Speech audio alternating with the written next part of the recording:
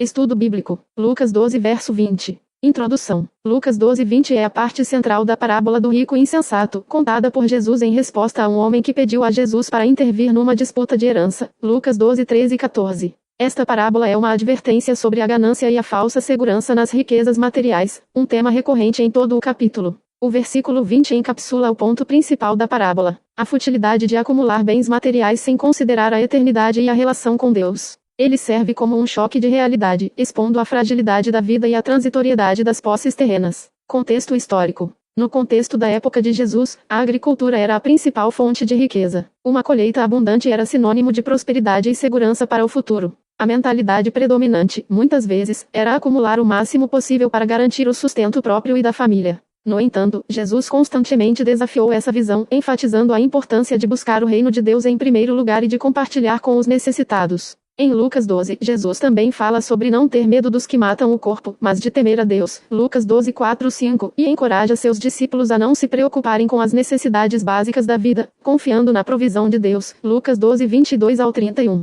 Essa instrução de confiança e temor do Senhor prepara o ouvinte para receber o ensinamento sobre a insensatez do rico que confiava em seus bens materiais. A parábola do rico insensato serve como um contraponto à verdadeira riqueza, que é rico para com Deus. Lucas 12:21. Interpretação. Lucas 12:20 revela a soberania de Deus sobre a vida e a morte. Deus chama o rico de insensato porque ele planejou seu futuro baseado apenas em seus bens materiais, ignorando completamente a sua dependência de Deus e a inevitabilidade da morte. A pergunta "quem ficará com o que você preparou?" destaca a futilidade de seus esforços, pois a riqueza acumulada não tem valor diante da morte. Teologicamente, o versículo enfatiza a importância de uma perspectiva eterna. A vida cristã é uma caminhada de fé, confiança e temor a Deus. Nossa segurança não deve estar em bens materiais, mas em Cristo, nosso Salvador. O versículo também nos lembra da nossa mordomia. Tudo o que temos é um presente de Deus, para ser usado para a sua glória e para o bem do próximo. Em um mundo obcecado por acumulação e consumo, Lucas 12:20 nos chama a reavaliar nossas prioridades e a buscar a verdadeira riqueza, que é a comunhão com Deus através de Jesus Cristo, a vivência do Espírito Santo em amor, verdade e justiça,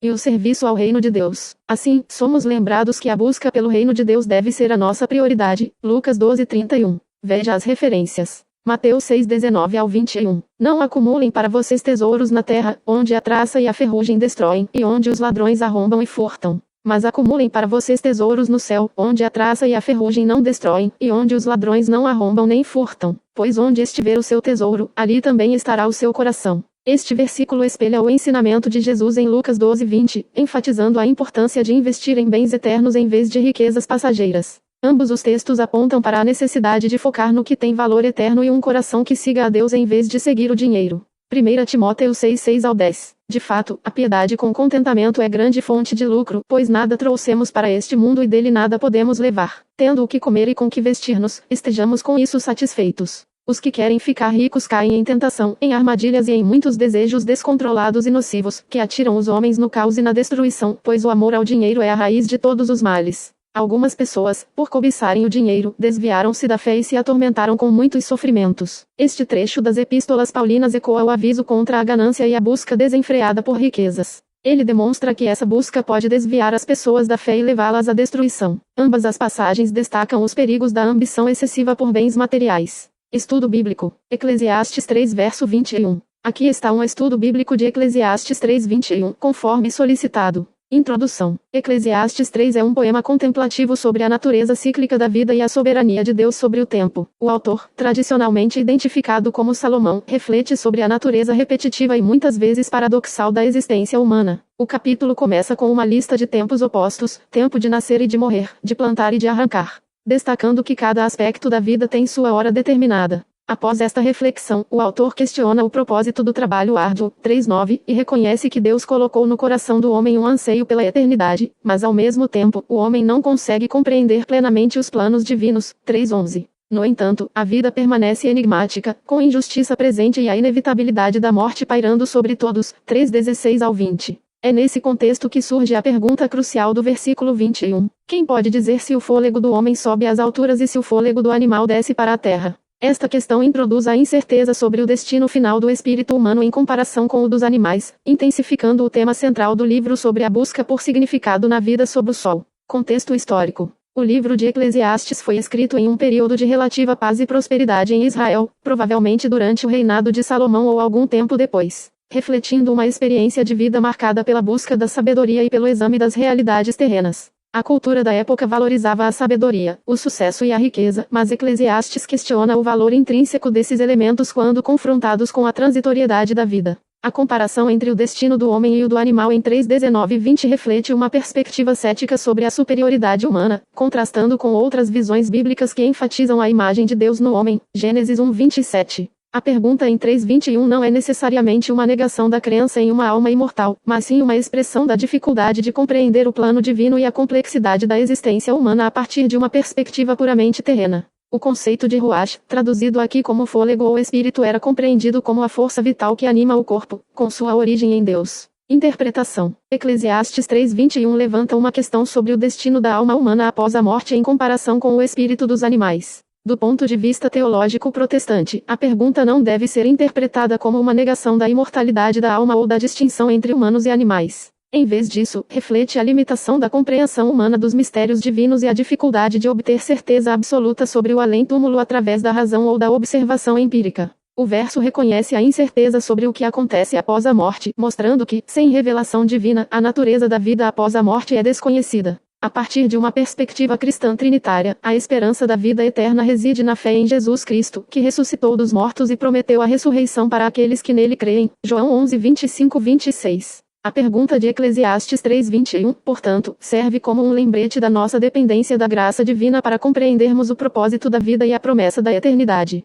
Para o crente contemporâneo, este versículo incentiva a humildade diante do mistério da morte e a confiança na revelação de Deus em Cristo como a fonte da verdadeira esperança e da compreensão da vida eterna. Veja as referências. Gênesis 2:7. Então o Senhor Deus formou o homem do pó da terra e soprou em suas narinas o fôlego de vida, e o homem se tornou um ser vivente. Este versículo descreve a criação do homem como um ato divino específico, onde Deus sopra o fôlego de vida, ruach, no homem, distinguindo-o dos outros seres criados. Essa conexão enfatiza que a vida humana é um dom especial de Deus, e o fôlego ou espírito retorna a ele na morte. Eclesiastes 12:7. 1 Coríntios 15:22. Pois da mesma forma como em Adão todos morrem, em Cristo todos serão vivificados. Este versículo do Novo Testamento, escrito por Paulo, aborda a questão da morte e da ressurreição em Cristo. Ele estabelece um contraste entre a morte que veio por meio de Adão e a vida eterna disponível através de Cristo. Esta passagem é uma das bases para a crença na ressurreição de todos os crentes e de um julgamento final dos não crentes. A fé em Cristo remove a incerteza mencionada em Eclesiastes 3:21 para o crente, prometendo vida eterna em vez do completo desconhecimento.